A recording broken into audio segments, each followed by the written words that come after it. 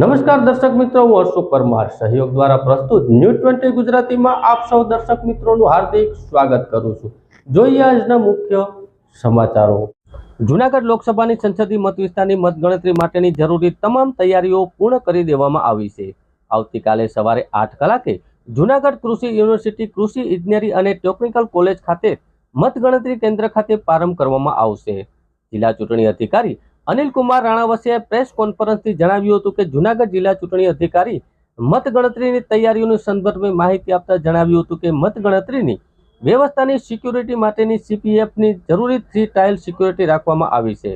સૌપ્રથમ પોસ્ટલ બેલેટથી મતગણતરી કરવામાં આવશે અને આ પૂર્ણ મતગણતરી માટે સ્ટાફનું સવારે 5 કલાકે રેન્ડમાઇઝેશન કરવામાં આવશે। અત્રે ઉલ્લેખનીય છે કે ચૂંટણી પંચની ગાઈડલાઈન મુજબ શાંતિપૂર્ણ રીતે મતગણતરી યોજાય એ માટે કાઉન્ટિંગ રૂમ અને સ્ટ્રોંગ રૂમ ઉપર 106 CCTV કેમેરા લગાવવામાં આવ્યા છે, તેમજ કાઉન્ટિંગની સમગ્ર પ્રક્રિયાની વિડીયોગ્રાફી કરવામાં આવશે। આ પ્રેસ કોન્ફરન્સમાં જૂનાગઢ જિલ્લા પોલીસ વડા હર્ષદ મહેતા, નિવાસી અધિક કલેક્ટર NF ચૌધરી, નાયબ જિલ્લા ચૂંટણી અધિકારી હર્ષદ પટેલ અને પ્રિન્ટ અને ઇલેક્ટ્રોનિક મીડિયાના પ્રતિનિધિઓ ઉપસ્થિત રહ્યા હતા। તમામ તૈયારીઓ પૂરી થઈ ગઈ છે। ખાસ કરીને જે સિક્યુરિટીની બાબત હોય તો સેન્ટર ખાતે અમે 3 લેયરમાં આખી સિક્યુરિટીની વ્યવસ્થા કરી છે। આ સેન્ટર ખાતે કુલ જે 7 આપણા વિધાનસભા ક્ષેત્રો આ લોકસભામાં આવે છે, એટલે એના પ્રમાણેના 7 મતગણતરી હોલ હશે અને પોસ્ટલ બેલેટ માટેના 2 હોલ હશે। આ તમામ જે હોલ છે એમાં જરૂરી જે ટેબલની વ્યવસ્થા હોય, જેટલા અમારા મેનપાવરની વ્યવસ્થા હોય એ પણ થઈ ચૂકી છે। જે અમારા સ્ટાફ છે એનું રેન્ડમાઇઝેશનની સાથે સાથે એની તાલીમ પણ પૂરી કરવામાં આવી છે અને આખરી જે રેન્ડમાઇઝેશન હશે એ કાલ સવારે 5 વાગે જે જનરલ ઓબ્ઝર્વરશ્રીઓ અત્યારે આપણા લોકસભા મત વિસ્તાર માટે મુકાયા છે એમની હાજરીમાં કાલ સવારે 5 વાગે આખરી જે રેન્ડમાઇઝેશન છે એ કરવામાં આવશે। ઉપરાંત મતગણતરી હોલની અંદર એજન્ટ વગેરે હોય એમના બેસવાની વ્યવસ્થા, ARO ઓબ્ઝર્વરશ્રીઓના બેસવાની વ્યવસ્થા, ત્યાં CCTV કેમેરાની વ્યવસ્થા, આ તમામ વ્યવસ્થા અમે પૂરી કરી છે। જે મતગણતરી સેન્ટર છે એમાં મુખ્યત્વે 3 રસ્તા આપણે રાખ્યા છે। એક રસ્તો હશે એમાંથી આપ મીડિયાના મિત્રો જે છે એની એન્ટ્રી હશે, જે સીધી મીડિયા સેન્ટર છે બનાવ્યું છે એમાં આપ જશો। એક બીજો અમારો રસ્તો હશે અમારા જે સ્ટાફ હશે એના માટે હશે અને ત્રીજો જે રસ્તો છે એજન્ટ માટે હશે।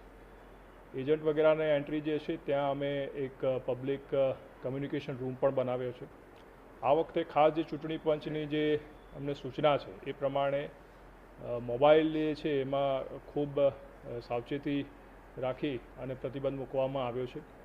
મીડિયાના મિત્રો પણ જે આપણું જે મીડિયા રૂમ છે ત્યાં સુધી આપ આપનો મોબાઈલ લઈ જઈ શકશો અને ત્યારબાદ જો આગળનું છે આપણા મોટા જે વિડીયો કેમેરાસ હોય છે એ સાથે અમારા જે માહિતીના અધિકારી છે આપને 10 થી 12ના ગ્રુપમાં લઈ જઈશે અંદર, જેથી આપ અંદરનું જે કવરેજ છે એ કરી શકો એની પણ અમે આખી વ્યવસ્થા છે એ કરી છે। ઉપરાંત અમારા અંદર જે ટોટલ 106 જેટલા CCTV કેમેરા છે એ તમામ જે આખી કાર્યવાહી છે એનું આખું CCTV કેમેરા મારફતે આખું એનું રેકોર્ડિંગ પણ થશે અને એ રીતે ટ્રાન્સપરન્ટ પ્રોસેસ છે એ આપણે કરવાના છીએ। અને પોસ્ટલ બેલેટની જે ગણતરી છે અને સાથે સાથે EVM, એટલે સવારે અમે 8 વાગે એની જે ગણતરી છે એ શરૂ કરી દઈશું અને 8 વાગ્યાથી સમગ્ર કાર્યવાહી શરૂ થશે અને રાઉન્ડ વાઇઝ એના જે ડેટા હશે એ પણ અમે જે બનાવતા જઈશું અને સાથે સાથે આપની સાથે પણ એ શેર થશે અને એન્કોર સોફ્ટવેર જે ECIનું હોય છે એની પર પણ ડિસ્પ્લે થશે, એટલે એ પબ્લિક ડોમેનમાં પણ એ સતત આંકડા મુકાતા રહેશે। ત્યાં કાઉન્ટિંગ સેન્ટર ઉપર પાર્કિંગની વ્યવસ્થાથી લઈને તમામ વ્યવસ્થા જે છે એનું સુપરવિઝન જનરલ ઓબ્ઝર્વરશ્રીઓની સાથે સાથે SP સાહેબને અમે પણ કર્યું છે। એટલે આવી રીતે ઓવરઓલ આખી જે વ્યવસ્થા છે એ ECIની જે ગાઈડલાઇન છે એ પ્રમાણેની અમે પૂરી કરી દીધી છે અને કાલે એ પ્રમાણેની SOP પ્રમાણેની આગળની આખી કાર્યવાહી છે એ ચાલશે। અનઅધિકૃત રીતે રોયલ્ટી પાસ વગર રેતી વહન કરતા 5 ટ્રકો સીલ કરવામાં આવ્યા। ખાણ ખનીજ અને મામલતદાર વંથલીની ટીમ દ્વારા સંયુક્ત રીતે ખનીજ ચોરી અટકાવવા કડક કાર્યવાહી કરવામાં આવે છે, ત્યારે અંદાજિત 38 લાખનો મુદ્દામાલ જપ્ત કરવામાં આવ્યો।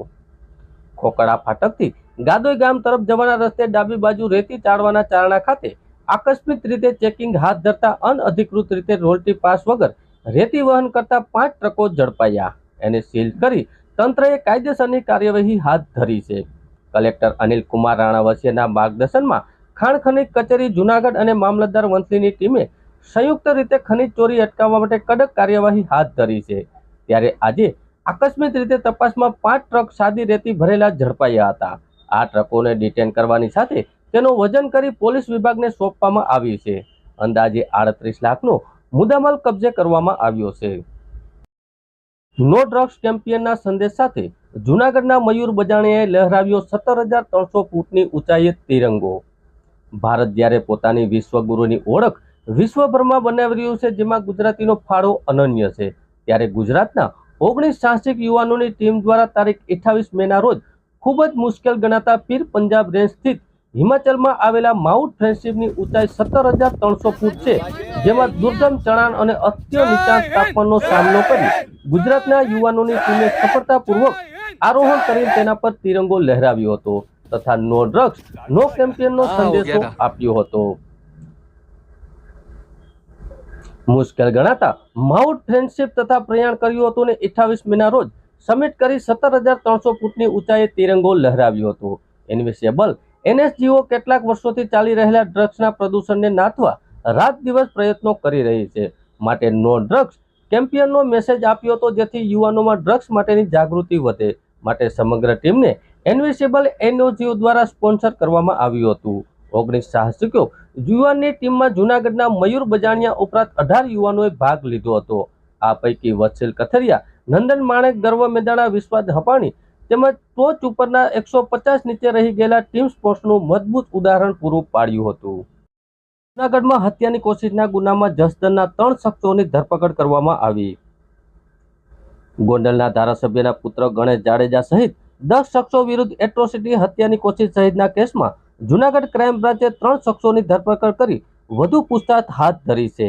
એક કાર અને મોબાઈલ કબજે કરી વધુ તપાસ હાથ ધરવામાં આવી છે.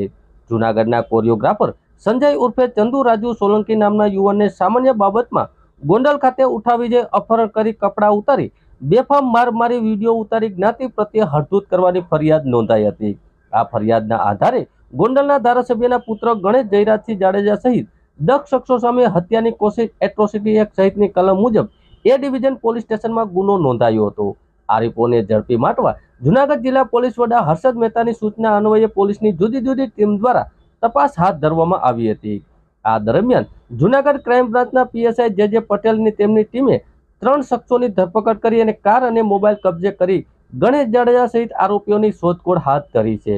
પોલીસે જસદણના અતુલ પ્રેમસાગર કઠેરિયા અને ફેજલ ઉર્ફે પાવલી, હુસેન પરમાર અને ઇકબાલ હારૂન ગોદામની ધરપકડ કરી કે 2 ગુનામાં, ફેજલ 11 ગુનામાં અને ઇકબાલ 1 ગુનામાં પોલીસના ચોપડે ચડી ચૂક્યા છે.